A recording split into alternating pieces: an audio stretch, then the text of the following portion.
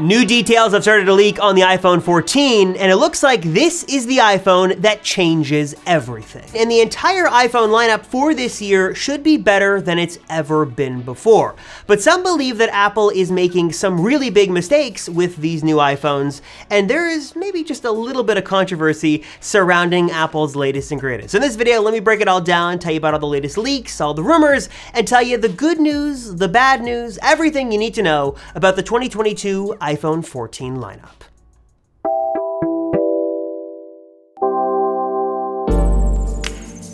In addition to those all-new Apple Silicon Macs, AirPods Pro 2, new iPads, and so much more, the 2022 iPhone lineup is set to be one of the biggest upgrades and one of the biggest changes that the iPhone has seen in years. Now, right off the bat, one of the very first changes you'll notice here with the iPhone 14 is, of course, on first glance, its design. You'll notice here that Apple is doubling down on this industrial design language we're seeing on a number of their different products. These are boxier edges, squared off corners. The iPhone 14 looks more substantial, more dimensional. It's going to be thicker than previous iPhones. I don't really know how else to say it, but the iPhone 14 is definitely not the thin and lightweight design that we saw with the iPhone 6 and 6S, and probably for good reason because there was some controversy surrounding those design choices. But I know a lot of you guys out there are not a fan of this boxier design. It kind of looks like the iPhone 4. It doesn't have the rounded edges that a lot of people found was much more comfortable to hold in their hand. So if you were a fan of those thinner, lighter weight phones, that's probably not going to be the case here on the iPhone 14. But one positive to this design is that because the phone is supposed to be getting thicker, that should lead to hopefully better cooling, better battery life, more room for components inside, stuff like that, which we'll get into, but also should lead to the removal of the camera bump on the back, which a lot of people really hated. Now the camera apparatus on the back should be flush with the back of the iPhone, so it will no longer be protruding and sort of wiggling around on the table every time you set your iPhone down. We've also got some new information here on another huge change coming to the iPhone 14, and that is with the notch. According now to multiple credible sources, Apple is at least testing the removal of the notch on at least one Pro-end iPhone for 2022, probably the 14 Pro Max, and maybe we could see this removed off of both the 14 Pro and 14 Pro Max. But not just that. We're also hearing now that Apple is going to, one, move the Face ID system, that true depth camera tech, under the display. So you're still gonna have full access and full convenient use of Face ID and the security of Face ID, but it would be sort of hidden away under the display. And also, according to credible Apple leaker here, Dylan DKT, Apple is at least experimenting with a pill-shaped cutout and not a circular cutout that we've seen on multiple different devices and Android phones over the last couple of years. And that's sort of the latest that we know right now. I don't know if this is a micro notch, a micro nano notch, whatever the case may be, whatever shape Apple decides to do it, it would be nice to sort of get more screen real estate back and sort of have the notch be sort of gone to the wayside. And also this little pill-shaped cutout might be a way for Apple to sort of differentiate the iPhone 14 Pro and Pro Max from every other slab of glass out there and sort of make it stand out from Android phones. And even more new rumors suggest that Apple won't give us a hole punch cutout or a pill cutout, but sort of a combination of both on the iPhone 14 Pro and Pro Max. Not sure if this is just for cosmetics, just to make the iPhone 14 Pro models look different, or if this is for the Face ID system to work more efficiently, but this rumor is coming from display analyst Ross Young, who has been pretty spot on recently with a really good track record. So what do you think? What kind of notch do you think we'll see on the Pro models of the iPhone 14? And also, speaking of sort of Face ID, what about Touch ID? There have been a lot of rumors since the iPhone 13 that we were going to get this dream combination of both Face ID and Touch ID. You'd have the best of both worlds, and obviously it didn't happen with the iPhone 13, and now there are sort of new questions and new speculation on whether it will happen with the iPhone 14. And I'm sorry to burst your bubble and give you some bad news, but as of right now, we've got no concrete information, no credible sources can confirm that Touch ID is coming back to the iPhone 14 Pro. We've heard Apple is testing it, but it doesn't look like it's going to happen, at least this year, on the 2022 iPhone 14 lineup. I'm sorry to say. And speaking of bursting bubbles, I've got some more bad news to report on another brand new iPhone launching hopefully sooner than later in 2022, and that is the all-new iPhone SE3 that we could see in just a month or two. The last iPhone SE to be released, the iPhone SE2, did come in the form of a press release back in the spring of 2020, so it would make sense for Apple to sort of 2 years later give us an update to this phone. Now, when we had sort of first heard rumors about the iPhone SE3, there was a lot of lofty talk about some big redesigns. We were going to see this iPhone 11 design with a larger display. We were going to have 2 cameras on the back. We could see a hole punch sort of cutout on the display that would sort of closely follow the design of the iPhone 14 Pro. And also, probably the biggest shocker of all, would be Touch ID built into the power button. Now, what we know right now, and according again to accurate leaker Dylan DKT, is that Apple is working on this, and this new design might actually be coming, but probably not until the iPhone SE4 in 2024 or 2025. Instead, the new iPhone SE is coming this year, and mostly just some hardware improvements on the inside. Inside, we should be seeing this new 5G support, hopefully a newer Apple Silicon processor, maybe the A15 Bionic from the iPhone 13 series, and maybe some other smaller improvements, maybe a better physical camera, maybe some smart HDR processing getting tweaked in there as well for better photos and videos.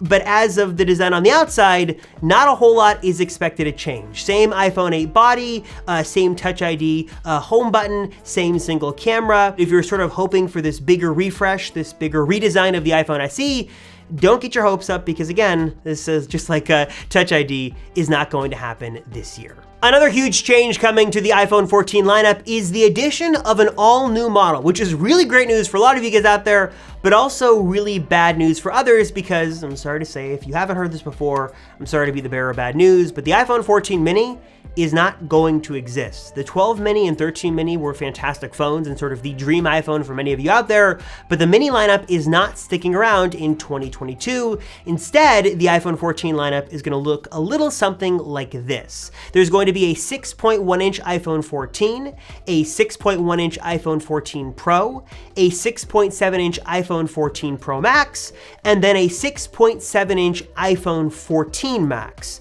So instead of a smaller version of the iPhone 14, Apple is going to make a bigger version sort of geared towards those out there who want the biggest screen iPhone possible, but they don't need the Pro-End camera setup with the 3 cameras. They don't need the ProMotion display. They don't care about ProRes or any of the other Pro features. They just want the biggest iPhone display possible, so it's easier to read text and to record videos and stuff like that. They just want the larger iPhone display without the Pro features and without the Pro price tag, and that should be where the iPhone 14 Max comes in and sort of checks all of the boxes. Now, getting away from that bad news and back to good news, let's talk about the camera improvements coming to the iPhone 14 series. Now, rumors on this have been a little bit sparse and there's sort of been some mixed information, but as of right now, we at least think we know that on the iPhone 14 Pro series, that the camera, the main camera, is going to get a significant upgrade, going from 12 megapixels all the way up to 48 megapixels for better photos and hopefully better videos as well.